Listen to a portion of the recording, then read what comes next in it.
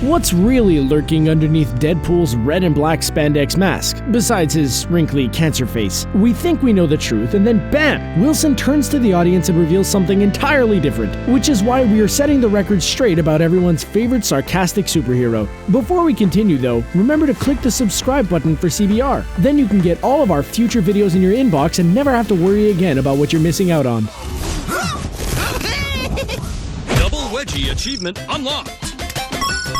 He hasn't always been a walking meme. As with any long-term character, there'll be changes over the years. A character can't remain stagnant or you'll lose the audience. Deadpool is a character that's drastically changed over time. He started off as a villain. He was snarky and sarcastic, but far from what he's like now. Then, when he got his own series, elements like the fourth wall breaking and the little text boxes were introduced. However, during the mid to late 2000s, the character went completely off the rails. It wasn't uncommon for him to scream "Chimichanga" as he charged his enemies, or talk about how he had a unicorn fetish. He referenced whatever was the internet meme of the week. He'd made a mountain of pancakes just because. Is this the same character who took a moral stance against Wolverine for killing a child? Is this the same guy who tried to murder Cable? Yes, it is. As much as we appreciate this version of the character for bringing Deadpool into the mainstream, we must admit that it got downright cringeworthy at some points. Luckily, the writers since then have toned him down, leaving him as a crazy goofball who gets into wacky adventures without most of the spork-loving, "oh my god, so random" style of humor he used to be known for.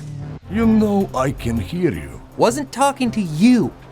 I was talking to them. Stay right here.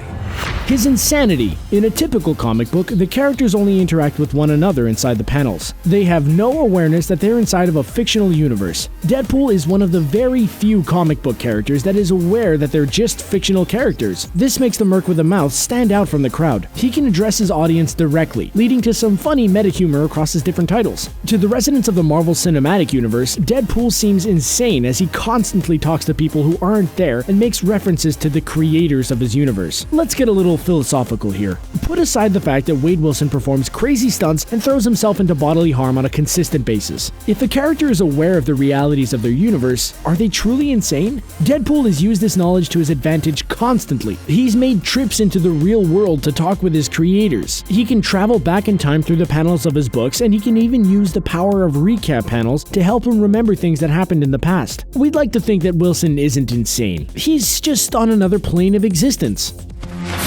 Forget S.H.I.E.L.D! Forget rules!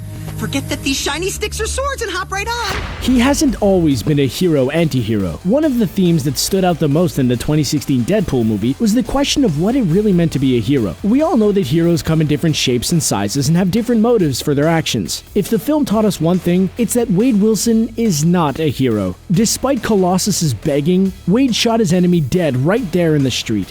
Why? You were droning on.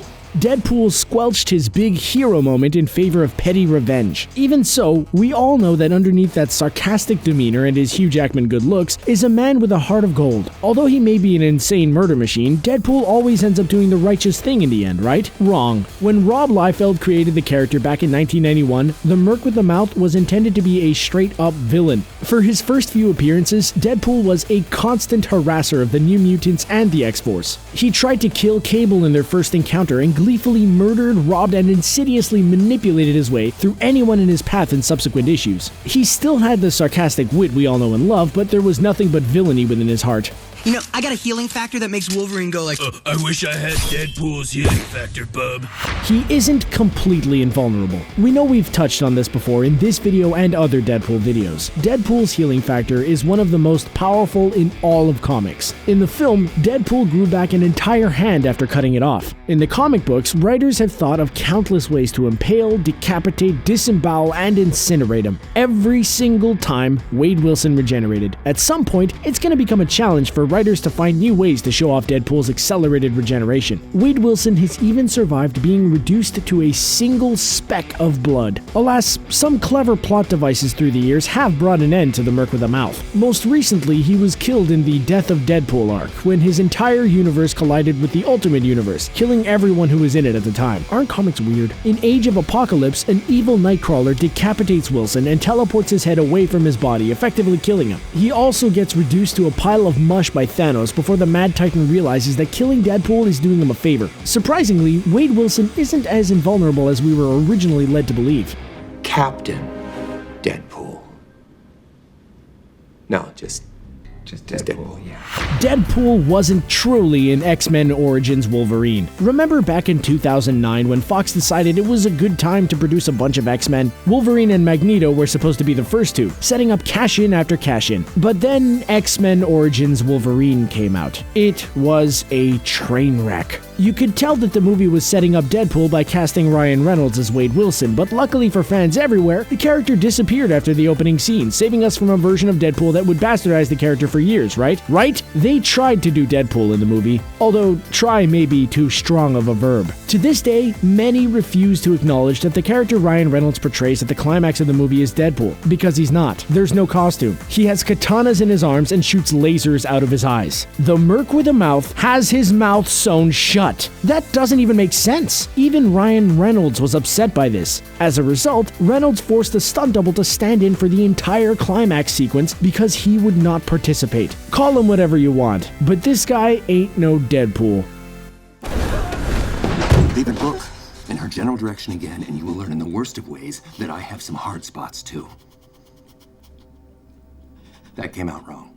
He has a sense of morality. Amidst all the chaos that Wade Wilson creates, it's easy for us to forget that he's a human. As he goes about causing the destruction of city blocks and turning henchmen after henchmen into living kebabs, we get the idea that Deadpool loves destruction and violence. We once saw an idea floated on the web that claimed if Deadpool really knows that his world is fake, then wouldn't it be normal for him to do whatever he wants without morality? He'd be like a gamer when they play Grand Theft Auto. However, even in this knowingly fake world, there are some lines that even Deadpool won't cross. Wade has a soft spot for children. He famously goes off on the rest of the X-Force after one of his teammates murders Apocalypse, who had resurrected as a young boy. Although the rest of the team realizes that what happened was for the greater good of humanity, Deadpool refuses to believe it. Wade Wilson also has a zero-tolerance policy for abusers, beating the ever-loving hell out of anyone he finds guilty of the crime. In some continuities, the character has a daughter that he must watch over from afar, leading to some really touching moments in an otherwise comedic book. Say what you will about Deadpool, but he is far from a man without morals. That's gonna leave a mark. Oh wait! No it isn't! I have a healing factor!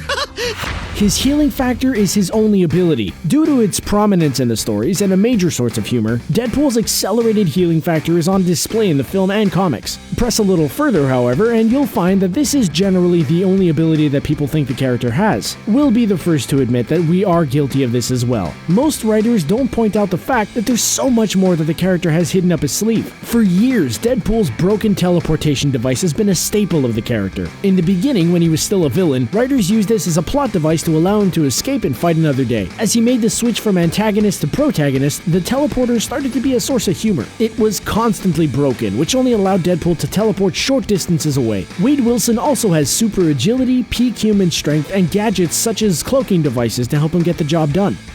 We will make an X-Men of you yet, Wade. You know, for a second there, it felt like we were 3 mini-lion robots coming together to form one super robot. There's a stupid.